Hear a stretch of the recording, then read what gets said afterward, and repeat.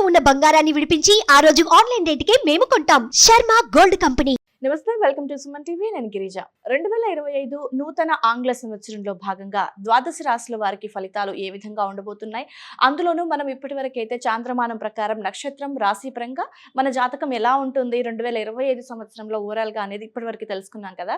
So ఇప్పుడు వచ్చేసి సూర్యమానం ప్రకారం, సన్ సైన్స్ ప్రకారంగా 2025 సంవత్సరం రాశి వారికి ఏ విధంగా ఉండబోతుందో తెలియజేసేందుకు విశ్వవిద్యాలయ అగ్రశ్రేణి తొలి మహిళ జ్యోతిష్య వాస్తు పట్టభద్ర పంచాంగకర్త, జ్యోతిష్యంలో పిహెచ్డిలో తొలి గోల్డ్ మెడలిస్ట్ అయినటువంటి జ్యోతిష్య మహోపాధ్యాయ డాక్టర్ ఈడుపుగంటి పద్మజారాణి గారు ఉన్నారు. వారితో మాట్లాడేద్దాం. నమస్కారం మేడం. నమస్కారం మేడం. సన్షైన్స్ ప్రకారం గనక చూసుకుంటే మనకి కర్కాటక రాశి వారికి రాశి పరంగా ఈ 2025 న్యూ ఇయర్ పరంగా చూసుకుంటే ఏ విధంగా ఉండబోతుంది అంటారు మ్యామ్ ఓవరాల్ గా? ముందుగా ప్రేక్షకులందరికీ కూడా ఈ యొక్క 2025 సంవత్సరం ఆంగ్ల నూతన సంవత్సర శుభాకాంక్షలు తెలియజేస్తున్నాను. Thank you ma'am. నీకు కూడా ఆనంద స్వరూపులైన అందరికీ కూడా ఈ సంవత్సరం తమ తమ రాశి ఫలాలని చూసుకొని దాని ప్రకారం ఆనందకరంగా ముందుకు వెళ్ళి ఆశించిన ఫలితాలు పొందుతారని మనం తెలుసుకుందాం. ఇవాళ మామూలుగా నక్షత్ర పరంగా చూస్తూ ఉంటారు కదా ఎవరైనా సరే. సో మరి కొంతమందికి నక్షత్రాలే ఉండవు అని అంటారు, వాళ్ళకు డేట్ ఆఫ్ బర్త్ అయితే ఉంటుంది. మరి అలాంటి వాళ్ళకి రాశి పరంగా సో జ్యోతిష్యం అనేది ఏ విధంగా చెప్తారు మ్యామ్? అంటే నువ్వు అన్నట్టుగా ప్రతి వాళ్ళకి కూడా అందరికీ నక్షత్రాలు ఉంటాయి కానీ తెలియదు అంతే. ప్రతి మనిషికి 27 నక్షత్రాల్లోనే ఏదో ఒకటి అవుతుంది, కానీ అది ఏదో కారణం రీత్యా పుట్టినప్పుడు వేయించుకోకపోవడం వల్ల లేకపోతే పెద్ద ఆసక్తి లేకపోవడం వల్ల దాన్ని ఇది చేస్తారు. కానీ అలాంటప్పుడు ఏంటంటే ఎక్కువగా సన్ సైన్స్ రీత్యా చూసుకుంటూ ఉంటారు. సన్ సైన్స్ అంటే ఏంటంటే ఆ నెలలో పుట్టిన వాళ్ళు, అంటే ఈ తారీఖు నుంచి ఈ తారీఖు దాకా, ఇప్పుడు ఏప్రిల్లో పుట్టారు వీళ్ళు, అలాగే మార్చి ఈ తారీఖు నుంచి ఈ తారీఖు దాకా వీళ్ళు ఏరిస్లోకి వస్తారు. అలా వరుసగా 12 రాసుల వాళ్ళకి కూడా తారీఖులు అంటే పుట్టినరోజు ప్రకారం వాళ్ళు ఏ రాశిలోకి వస్తారు సన్ సైన్స్ అంటారు దాన్ని, ఇంగ్లీష్లో జోడియాక్ సైన్స్ ప్రకారం తీసుకుంటే దాని ప్రకారం ఏంటంటే అందరికీ వాళ్ళ బర్త్డే అయితే దాదాపుగా తెలుస్తుంది కదా. నక్షత్రాలు అయితే డౌట్ ఉన్నా కాబట్టి డేట్ ఆఫ్ బర్త్లు కనీసం తెలిస్తే, డేట్ ఆఫ్ బర్త్లు కనీసం ఏ డేట్న పుట్టారో దాని ప్రకారం మనం చెప్పుకోబోయే రాశి ఫలితాలు ఆ నెలలో దేంట్లోకి వచ్చారో చూసుకొని మేషరాశి వృషభ రాశి అని అలా చూసుకుంటూ పెడతారు. అంటే నక్షత్రం మనకు తెలుస్తుందా మ్యామ్? సన్షైన్స్ పరంగా చూసుకుంటే మనకు అంటే రాశి తెలుస్తుంది, ఓకే. డేట్ పరంగా చూసినప్పుడు మనకు నక్షత్రం ఇది అనేది క్లారిటీగా తెలుస్తుంది అంటారా? మరి నక్షత్రం వేరు, రాశి ప్రకారం తెలుసుకోవడం వేరు. నువ్వు పుట్టిన తారీఖు బట్టి కరెక్ట్గా డేటు టైము ప్లేస్ ప్రకారం నువ్వు వేసుకుంటే దాని ప్రకారం నక్షత్రం వస్తుంది. అలాగే కొంతమంది అలా వేయించుకోకుండా వదిలేసిన వాళ్ళకి ఎలా ఉంటుందంటే, అయ్యో మాకు డేట్ ఆఫ్ బర్త్లో డేట్ అయితే తెలుసండి కానీ మాకు రాశి ఫలాలు తెలుసుకోవాలని ఉంది కానీ మాకు నక్షత్రం తెలియదు అన్నప్పుడు అప్పుడు ఏం చేస్తామంటే ఈ రూపంలో, అంటే సన్ సైన్స్ ప్రకారం ఈ తారీఖు నుంచి ఈ తారీఖు మధ్య పుట్టిన వాళ్ళు మేషరాశి, ఈ తారీఖు నుంచి ఈ తారీఖు మధ్య పుట్టిన వాళ్ళు వృషభ రాశి అన్నప్పుడు దాంట్లో ఫలితాలు చూసుకుంటూ వాళ్ళు, అది కూడా దాదాపుగా వాళ్ళకి వీళ్ళకి పెద్ద తేడా అయితే ఉండదు. జనరల్గా ఇలా వెళ్ళే వాళ్ళు ఇలా కూడా పెడతారు. కర్కాటక రాశి సన్ సైన్స్ ప్రకారం తీసుకున్నట్లయితే మనం జూన్ 21 నుంచి జూలై 22 మధ్య పుట్టిన వాళ్ళందరూ కూడా సన్ సైన్స్ రీత్యా దీన్ని క్యాన్సరియన్స్ అంటారు. క్యాన్సర్ అంటారు, అంటే కర్కాటక రాశి వాళ్ళు, అంటే ఈ తారీఖు నుంచి ఈ తారీఖు మధ్య పుట్టిన వాళ్ళు ఇందులోకి వస్తారు. అది కర్కాటక రాశి. మామూలుగా మనం నక్షత్రాల ప్రకారం చూసుకున్నట్లయితే దాంట్లో మనకి ఈ యొక్క పునర్వసు 4వ పాదం, పుష్యమి 4 పాదాలు, ఆశ్లేష 4 పాదాలు, అది మూన్ సైన్ ప్రకారం.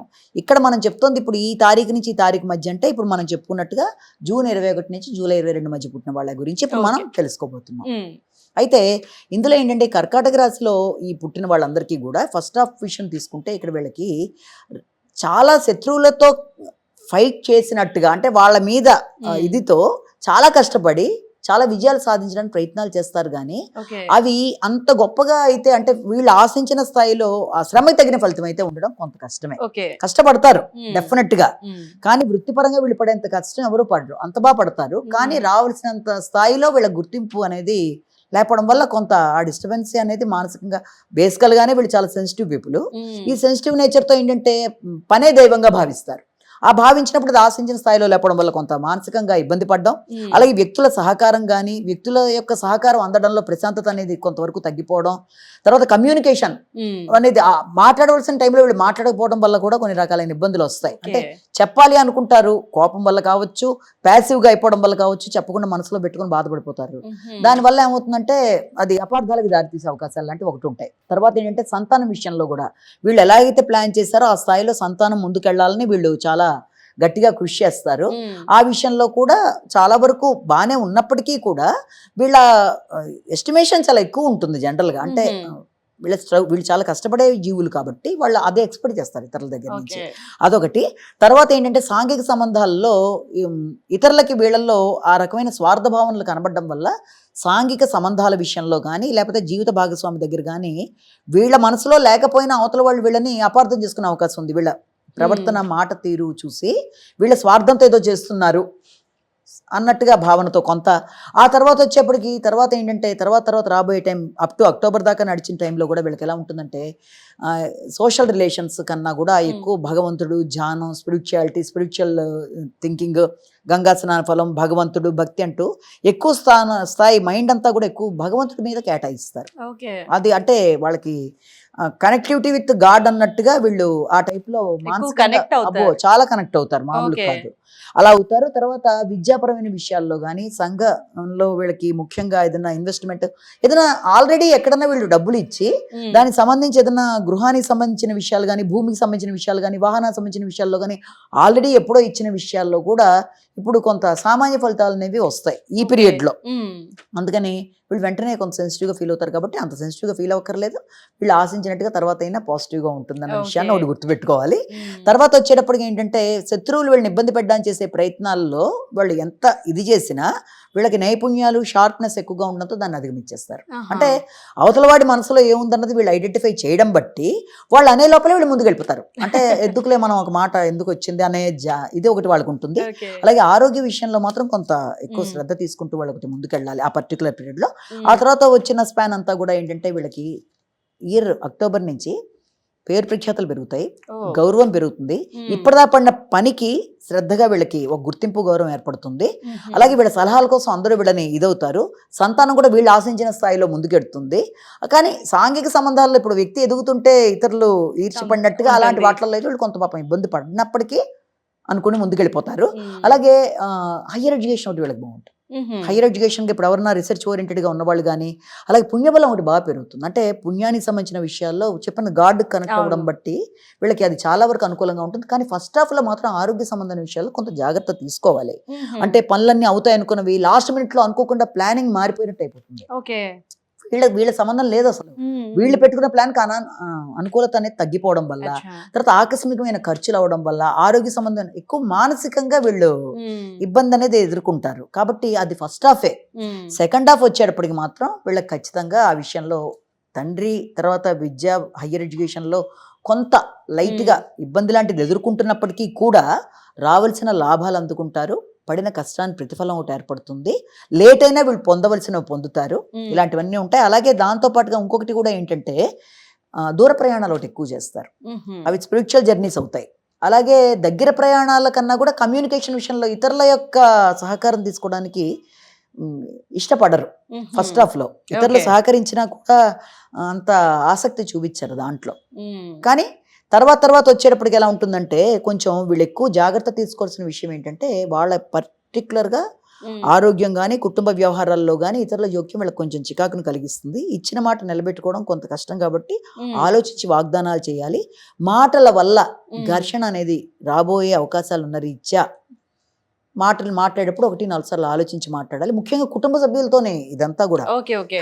బయట కాదు. బయట కదా. కుటుంబ సభ్యులతో ఈ విషయంలో అపార్థాలకు అవకాశం లేకుండా జాగ్రత్తలు తీసుకుంటూ ముందుకెళ్ళాలి. ఖర్చుల విషయంలో కూడా ప్రణాళికాపరంగా ముందుకెళ్ళాలి. ఆకస్మికమైన ఖర్చులు, అనవసరమైన విషయాల వల్ల కొంత ఘర్షణాత్మకంగా ఉంటుంది. సెన్సిటివ్ నేచర్తో కొంత పోటీతత్వంతో మానసిక ఇబ్బందులు అనే వాటిని అధిగమించే విధంగా పుణ్యబలంతో వాళ్ళు ముందుకెళ్ళిపోతారు. Okay ma'am. సో ఓవరాల్ గా చూసుకుంటే ఈ 2025 లో స్టూడెంట్స్ కి ఎస్పెషల్లీ అంటే వాళ్ళకి హైయర్ ఎడ్యుకేషన్ బాగుందన్నారు.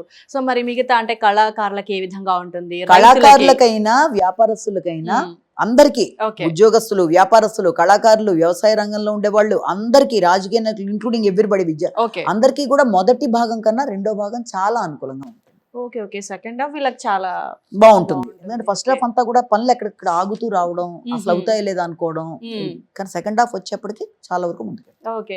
సో మరి ఫైనల్ గా వారికి ఉన్న ఈ ఫస్ట్ హాఫ్ బాగోలేదన్నారు కదా, సో దాని నుంచి కొంచెం బయటపడాలి, ఇంకొంచెం శక్తి రావాలి అనుకున్నప్పుడు అంటే ఏ దేవత ఆరాధన చేస్తే వీళ్ళు ఏం చేయాలంటే మంచిది ఫస్ట్ అంటారు? హాఫ్ లో వీళ్ళు ఖచ్చితంగా చేయవలసింది ఈ యొక్క సాటర్న్ కి సంబంధించి అంటే శని గ్రహానికి మ్మ్. సంబంధించిన విషయాల్లో శనిశ్చ కోణ పింగళ అని చెప్పి శ్లోకాలు ఉంటాయి. ఓకే. అది చేసుకున్నా సరే, అలాగే దానికి సంబంధించి ఏదైనా వెంకటేశ్వర స్వామి దేవాలయాలు అంటే దీన్ని అధిగమించే విధంగా ఓకే. అలా ముందుకు వెళ్ళినా కూడా అది అనుకూలంగా ఉంటుంది. మ్మ్. అలాగే వీలైనంత వరకు ఈ యొక్క ఈ మాటల వల్ల అపార్థాలు అనేవి ఇతరులు మ్మ్. రావడం అనేది ఎక్కువగా ఉంటుంది కాబట్టి ఆచితూచి నిర్ణయాలు తీసుకుంటూ మాట్లాడేటప్పుడు కూడా 1-4 సార్లు ఆలోచిస్తూ మాట్లాడుతూ మ్మ్. ముందుకు వెళ్ళినట్లయితే వీలైనంత వరకు మాటలు ఎక్కడ వస్తుంది ఈ సమస్య, వాళ్ళని ఇతరులు మాటల వల్ల అపార్థం చేసుకునే అవకాశం ఉంది కాబట్టి మాట్లాడే ముందు 1-2 సార్లు మాట్లాడడం. రెండోది అవసరమైన సమయంలో మాట్లాడకపోయిన సమస్యే కాబట్టి వీళ్ళు అది అదొకటి వీళ్ళకి ఇదొకటి మెయిన్. Okay okay. వీళ్ళకు ఉండే కోపం అనుకో ఏదన్నా అనుకో లోపల పెట్టేసుకుంటారు తప్ప మ్మ్. ఓపెన్ అవ్వకపోవడం వల్ల కూడా అది కష్టం కదా. అవును. కాబట్టి ఆత్మీయుల సహకారంతో కొన్నిసార్లు మనం మాట్లాడితే డైరెక్ట్గా ప్రాబ్లం వస్తుంది అనుకున్నప్పుడు అవును. మనకి కోఆపరేట్ చేసే వాళ్ళు ఉంటారు.